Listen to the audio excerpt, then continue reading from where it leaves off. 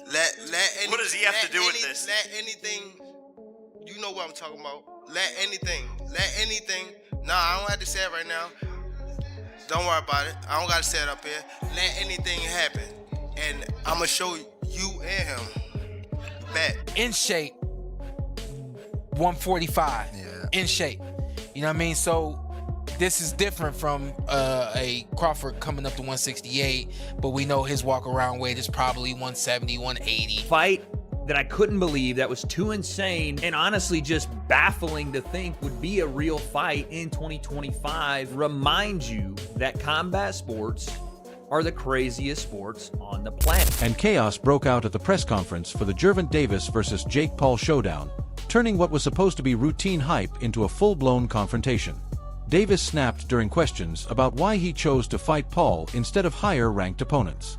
Meanwhile, Paul pounced on personal controversies and mocked Davis's background, escalating tension until moderators intervened. Box, and truly when people run back this press conference, all the shit talk, all the fun, they're gonna be like, wow, this kid really is doing something monumental in the sport, and he's actually an insane boxer, and I'm gonna show that this guy who's been doing it his whole life has been doing it wrong his whole life. What'd you say, Tank? He said he gonna outbox me. Whoop-de-doo. The one thing, when you have a fight of this magnitude, especially with Jake, because his appeal has been global, for you, Tank, do you think this is one of those fights where now all of a sudden you can show your boxing skills on a global scale to maybe people who weren't interested in boxing? All of a sudden they say, well, who is this guy? Yeah, it's actually like, now that I'm looking at it now, it's just like, I don't know, probably this was a good thing. From the outset, the exchange was far from cordial. Paul, standing at 6 feet 1 inch in, loomed over Davis's 5 feet 5 inches in frame, a visual manifestation of the size disparity between the two that has dominated pre-fight discussion. Paul used the height and reach gap as promotional fodder, openly suggesting he would keep Davis at bay with his superior length and size. Meanwhile, Davis, champion at lightweight and accustomed to shorter opponents, leaned into his famed speed, promising to make the size difference irrelevant once the action got hot.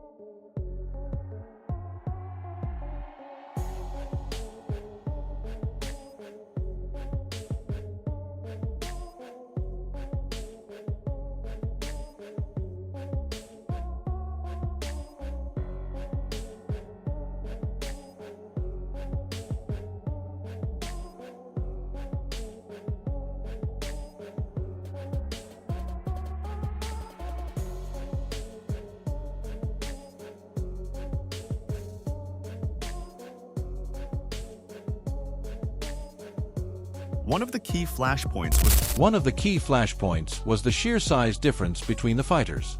Many observers, including prominent media voices, labeled the matchup unfair or even a clown show before it started. Davis, a decorated lightweight champion undefeated going in, is being matched against a social media-turned boxer who naturally competes at much higher weights. The bout is designated as an exhibition, not a traditional professional title fight, which in itself feeds into the legitimacy debate. That was that. This time, Jake Paul is to take on Tank Davis. Tank Davis, he was recently in the news for being arrested for a domestic violence incident involving one of his kids' mother. He was alleged to have slapped her about the place. The charges were later dropped, to be fair to him. But yeah, that was when he was last in the news. What is interesting is just a couple of months ago, Tank Davis was saying openly that he'd lost his passion for boxing and that he wanted time away from the sport. There was speculation that he might even retire as he was experiencing extreme mental fatigue from boxing, depression, and there were mental health concerns over him. However, I guess the opportunity to earn a truck full of money fighting a completely worthless exhibition fight against Jake Paul was enough to make him change his mind about boxing. Funny that, isn't it? But you know what? I'm not even going to waste your time or mine critiquing this utter nonsense. Suffice to say that this so-called fight we're talking about is an exhibition, and it pits Jake Paul, who is a cruiserweight, by the way, weighs in excess of 200 pounds, and Tank Davis, who is, he was the WBA lightweight champion, who weighs in at about 135 pounds when he fights. So that's a disparity of some 65 pounds. In old money, that's about 4.5 stone. There's also a significant difference in height. Jake Paul is roughly, 6'1", 2. Gervonta Davis is 5'5" at best. So, there's a height disparity there of some 8 inches. And once again, this is Jake Paul showing total disrespect to boxing, in my opinion. Once again, continued to pimp out the sport for his own financial ends. And worse still, the powers that be in boxing allowing him to get away with it and facilitating this utter bullshit. And meanwhile, what's even worse about this is that meanwhile, the WBA lightweight title that Tank Davis should be defending against Lamont Roach in a rematch. I mean, they fought back in March. It's no secret. It's no secret that Paul thrives on theatricality and provocation, and the press conference was built to generate viral moments. The clown gag, the pushing, the legal allegation jabs. Each piece contributed to an atmosphere more akin to a reality show confrontation than a traditional boxing press event. Reports describe the presser as sound and fury, signifying nothing, offering more spectacle than substancing.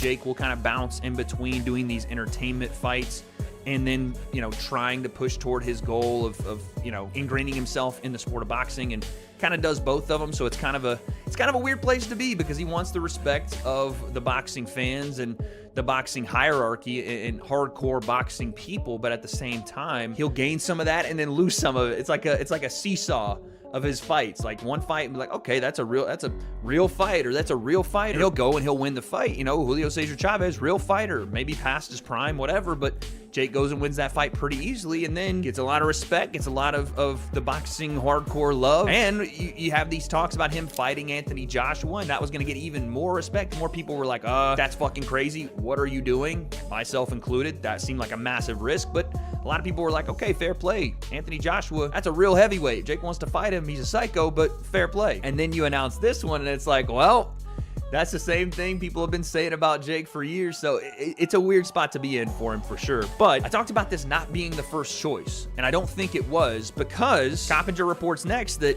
talks for Jake Paul to face Anthony Joshua collapsed over network issues. Now, we had all heard the talks, and they were pretty public, from Eddie Hearn, from Jake. Nikisa Badarian, Jake's manager, was over in the UK on, I think, Sky Sports, talking about the fight and saying how it was a... Keith Thurman pointed out a sharp irony and how critics of Gervonta Davis actually help him. And he's not wrong. These same people who constantly trash Davis's performances are also the ones who never miss his fights. They claim his boxing isn't up to scratch, yet they tune in each time he steps in the ring. Thurman argues that by devoting their attention, even negative attention, they're giving Davis more visibility and relevance. Their complaints fuel his popularity, effectively making them inadvertent supporters. In short, the more they try to bring him down, the more they elevate his name. First off, don't watch Tank. Don't do it. You know what I'm saying? You support it, then what you doing? You can't not support and support at the same time, right? So if you're a boxing purist, then this fight with Roach is really more for you. It's going to be more up your alley, If you just like all entertainment, all fights, all hypes, all everything, then you're going to want to tune in to the Tank and Paul show there, because that's all for entertainment. What's it? For entertainment purposes only, right? It's just say like somewhere in the small print of the promotion. For entertainment, don't do this at home, kids. So fine. Disclaimer. Yeah, disclaimer. For entertainment purposes only, So, it's money-making purposes only. Stephen A. Smith expressed strong disapproval for the trending mismatched exhibition bouts, including Paul versus Mike Tyson, saying Paul was saddened and even disgusted, calling out the mismatch more bluntly. He emphasized the need for Paul to get in the ring with real competition, not former athletes or stars past their prime. Despite his criticisms, Stephen A. did acknowledge Paul's promotional flair and the attention he brings to the sport. But he made clear that building credibility requires facing legitimate contemporary boxing talent.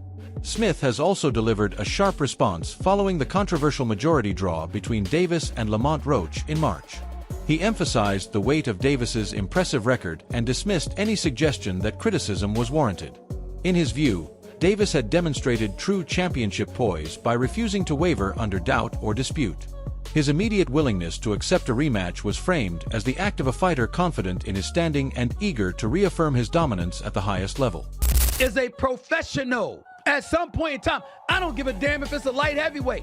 Better be a Bivol, a super middleweight, Canelo, Mexican Monster, David Benavidez, somebody that actually has a reputation.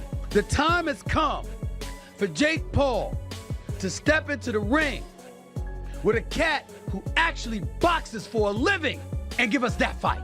I appreciate the fact of him promoting. I appreciate him having the cachet as a former YouTuber turned boxer. I like Jake Paul.